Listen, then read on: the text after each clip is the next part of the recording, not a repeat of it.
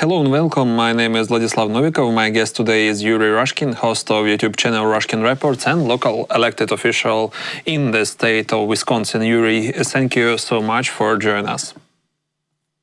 Thank you for having me. Let's go to a recent Trump-Putin call. Many people thought it might be a turning point. What were your expectations, and are you satisfied with how it turned out? Strangely enough, perhaps yes. Because, you see, my expectations were quite low. Because we see that all past efforts to end the bloodshed or bloodbath, as President Trump refers to it, has been unsuccessful. It's been a failure for President Trump in every time frame that he set out for himself to accomplish this in 24 hours, 100 days, before he was sworn in. You pick a time frame and it didn't work. So I knew that this was not going to work as well, primarily because Putin is not interested in negotiations or stopping the war. He wants to finish the war as, he wants to just finish what he started. And the fact that it is, President Trump has really not standing in his way much. If anything, we know that the pressure has been applied consistently to Ukraine, even to the point that this was verified by former Ambassador Brink, who is ambassador to Ukraine, who has just left her position, saying that all the pressure was being applied to Ukraine in this negotiation process, and none of it to Moscow. So in that vein, expecting much from this conversation, other than we know that Donald Trump is in a good mood whenever he speaks to Vladimir Putin, and hey, it's not the worst thing, I suppose, to have him in good mood. So we figured that Donald Trump is going to spend a couple of hours listening to lectures on Russian history and all sorts of things, as usually conversations with Putin apparently go. And what came out of this is that evidently Putin told Donald that he's not going to stop and that he should just walk away from Ukraine, which Donald joyfully is doing by explaining that this is a European affair. We've tried. This is just crazy. It almost seems like a kind of statement that Donald Trump has made when he would declare bankruptcy and he would walk away and he would show how smart he was to walk away now that this whole thing collapsed. He's smart to get out of the market.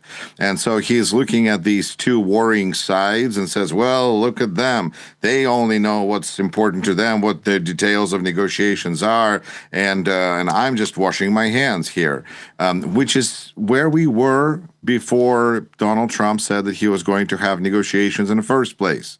So in a way, we've arrived at the same spot where we were, except that now United States is really no longer helping Ukraine because they decided to, I guess, walk away and surrender any leadership. But at the same time, I feel that for Ukraine to move forward, as in any divorce, it's important to go through with it all the way and to kind of complete the cycle and to start living separate, successful lives, which is the best kind of revenge. And what has been, and so in that position, seeing that Donald Trump is basically gave up on the idea of being a peacemaker here because, Vladimir Putin doesn't want to stop. So he walks away. That's kind of expected, good riddances kind of a thing, because it's been pretty obvious that the Trump administration has been slow walking, dragging its feet on everything that could put pressure on Vladimir Putin or help Ukraine, whether it's European sanctions, whether it's arms sales, whether it's aid packages, anything, which of course is, would be hard to expect considering that Elon Musk and his Doge team started by gutting USAID. So I think it was pretty clear what direction they're going. But still, I think people were shocked, and me to a certain extent as well. Really interestingly enough, I had a conversation with ChatGPT about it. ChatGPT was shocked about this as well, because I put the comments, that word cloud that was produced by President Trump after speaking with Vladimir Putin, and I put that word cloud in ChatGPT, and I said, what do you think? What does this sound like to you? The ChatGPT was like, wow, United States is capitulating.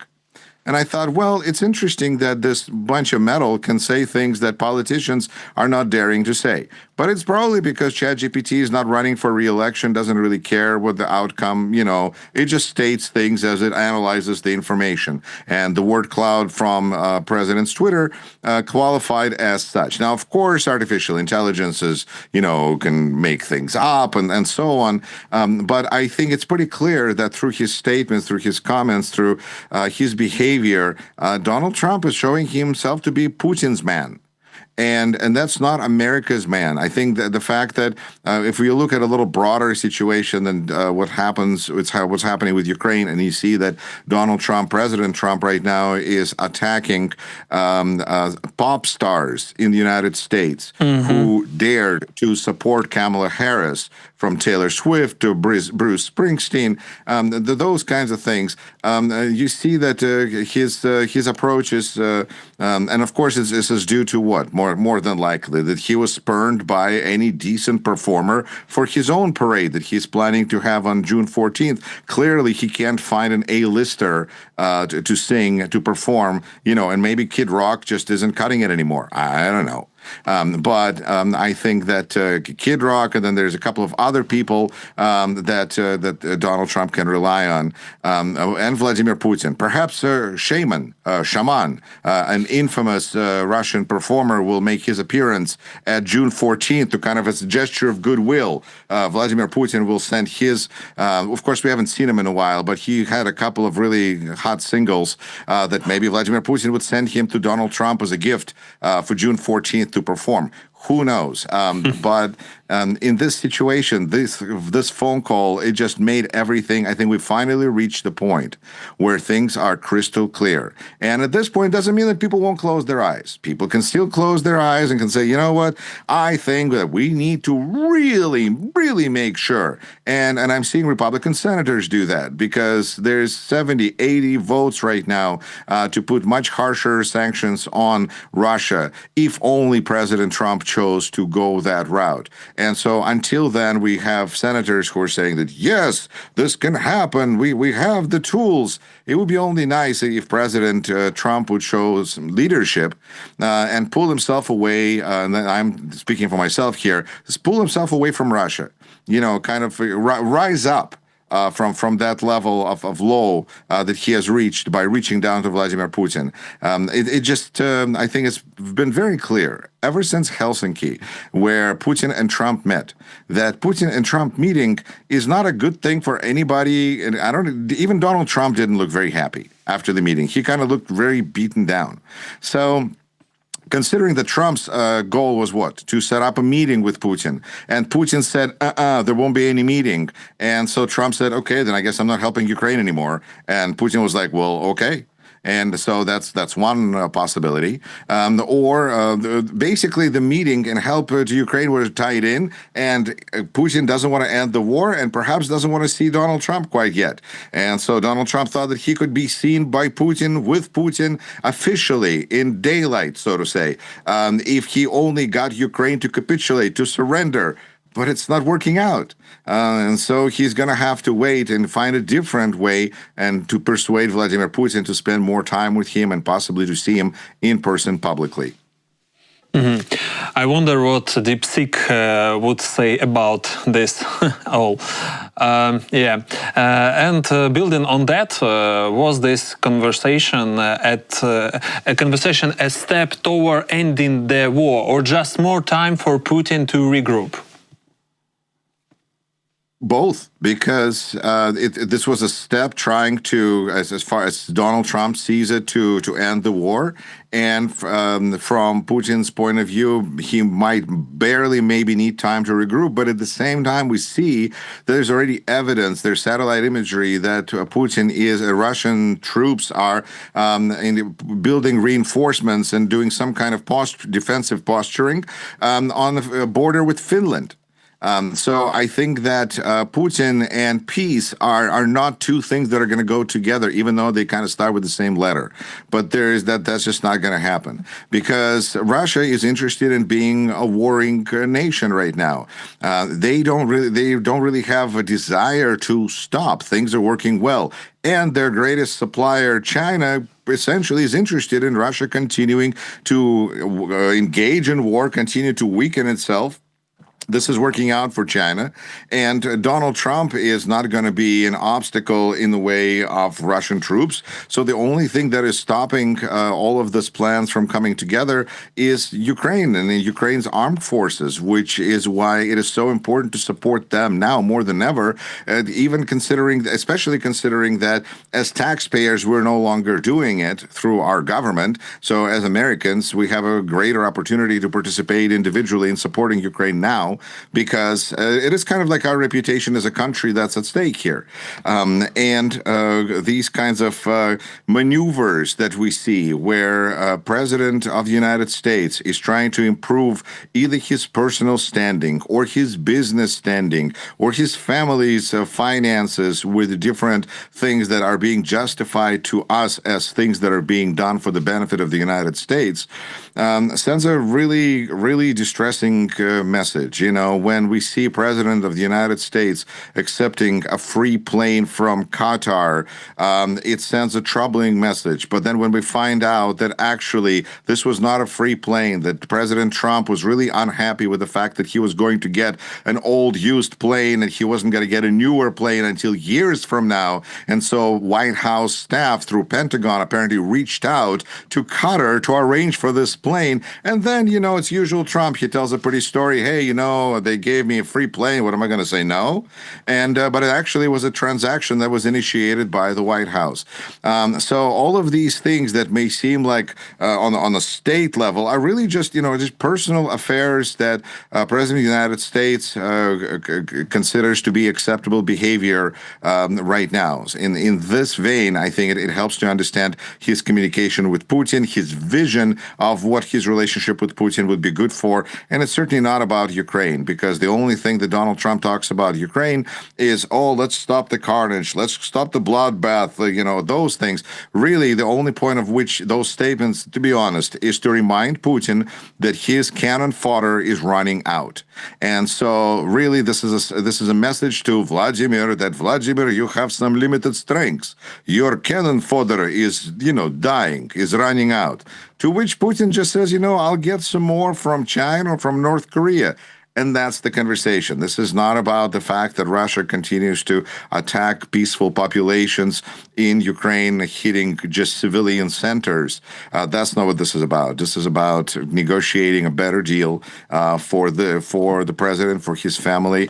And I think just being sober about it and sober-minded and seeing things for what they are doesn't mean that things are going to work out poorly. But I think until we realize where we are, it's hard to move in the right direction. President Zelensky made Ukraine's position clear. He said Ukraine won't withdraw from its territory or accept Russia ultimatums. He also said that if Russia proposes a memorandum, Ukraine will offer its own version. Now we already had one memorandum. It's having a good idea, or does Ukraine simply have no choice? A little from column A, a little from column B, because yes, I think Ukraine has very good history, or not very, I'm sorry, very poor history with memorandums. The Budapest memorandum, I think, is what we're all referring to here. So for those paying attention at home, that's what we're talking about. But I think that I kind of get the feeling that from Ukrainian point of view, that kind of decreases the value of any agreement signed with the United States. And I think in court, it is routinely allowed to argue that a certain agreement plea was made if it was made under duress, then it's not really so valid. And I think that Ukraine is making this deal right now that it made about rare earth minerals and all those things clearly under duress. So I think that to shoot down the road, this would need to be reviewed, relooked. I think that there would be ways to explain why this is really not the kind of agreement that needs to be enforced, can be enforced. And by the way, where's the American president? Oh, he's in Rostov, run away. And that would be an interesting conclusion to this. But at the same time, United States, as long as we don't start sending armaments to Russia, really requires Ukraine to be on good terms and do everything it can to be on good terms with every country in the world that is not actively, fighting it. So, I don't think there should be any goodwill towards Russia or Russians or any of that direction. But at the same time, as long as the United States is merely, not helping and joining the list of other countries that are not, well, I don't know who is there that's not doing anything to help Ukraine. So there you go. That's a depressing list.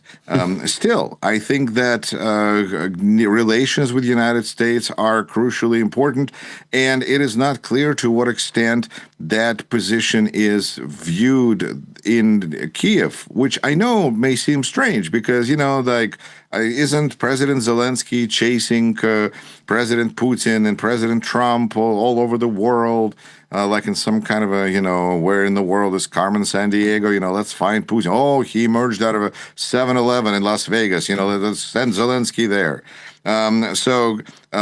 Even with all of that in mind, we see that there's no Ukraine and Zelensky still has to operate and agree to terms, negotiations, and agreements with the United States. It's just the world that Ukraine finds itself in, even though it has to actively now explore all sorts of other relations because the United States, with this administration, even the rare earth minerals deal is not proving itself to be absolutely no use in helping Ukraine provide for its security today, tomorrow, in the near future, in the immediate future. One of the challenges and criticisms against the Biden administration was that they were not providing enough weapons that Ukraine might need, but the mindset of the Trump, Biden's White House and Pentagon was to provide weapons for Ukraine that Ukraine needs right now. So thinking about today is important, and Ukraine is once again in that situation. Although it's good to hear that in Germany they're planning on building more rockets. The 300-kilometer ATACMS are going to be built. Lockheed Martin is planning on building them in Germany. So more power to them. I think that's a very important sign of the times is that more and more weapons are going to be manufactured outside of the United States, and the United States is going to become more and more less and less relevant because when we are not participating, when we walk away, when we surrender, we don't look strong, and we're not going to be respected. And then we're going to be speaking about how President of Ukraine has a strong position while the President of the United States is retreating. That's not the way it should be. As an American, I find it very bothersome and troubling. And let's talk about Europe's reaction. Do you think the EU is ready to stand up to Putin and support Ukraine, or are they still waiting to see what Trump says first?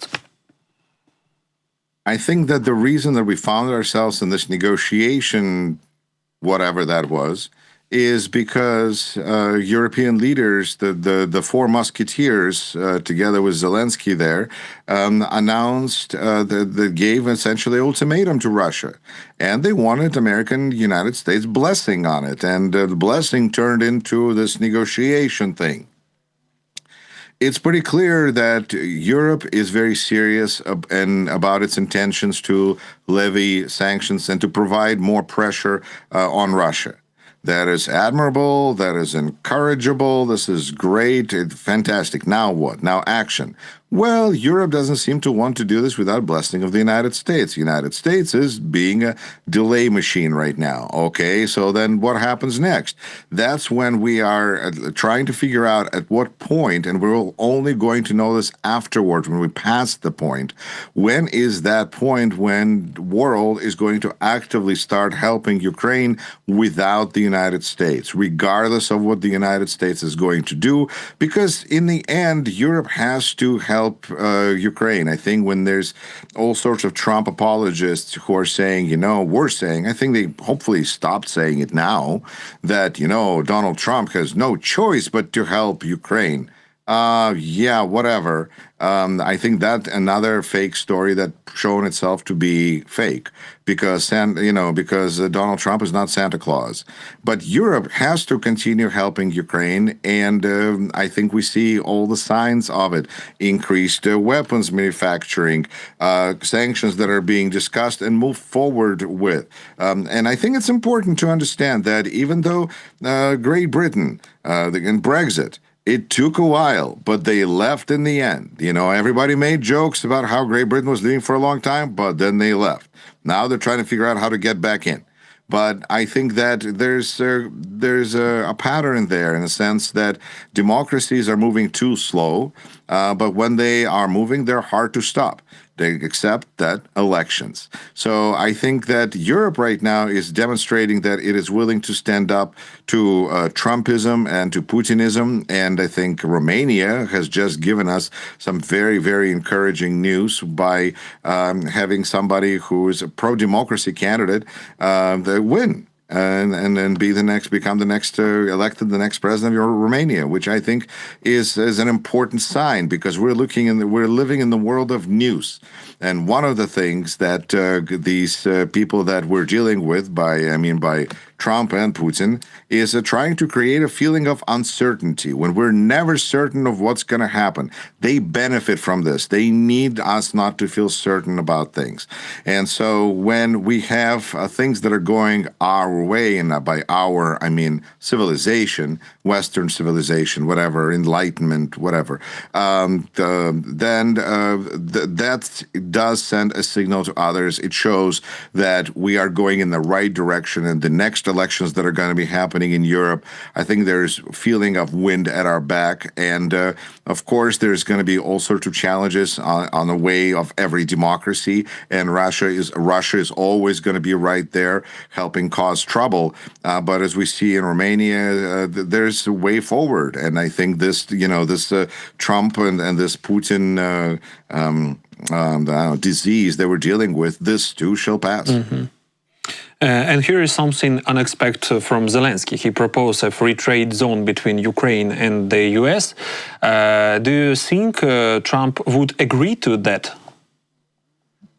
I think that to be really, if we're going to be taking this as far as, to its natural conclusion, Ukraine should just apply to be United States 51st state.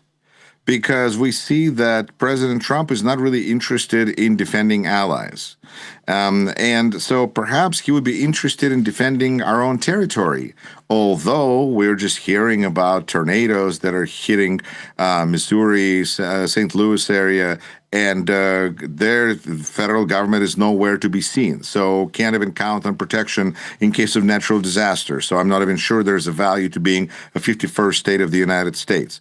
And also when we talk about free trade zones, let's not forget that which country did not get any tariffs laid upon it during the Liberation Day? Russia. Russia got no, also North Korea, but Russia got no tariffs. But so I think it's Ukraine that is in the middle of a war from Russia, defending itself against Russia, and at the same time being levied with, a 10% tariff, I think is very justifiable. And it's saying, at least can we please have the 10% of the tax removed and have a free zone to trade with the United States. Why not? But I think there's also kind of a bigger opportunity that was, I feel, lost, and that is during the time that Biden was in office, was a very important time to build the ties, to develop that, to develop more of those trade opportunities, not now, but over the last several years. Simply because we have provided so much help and aid to Ukraine.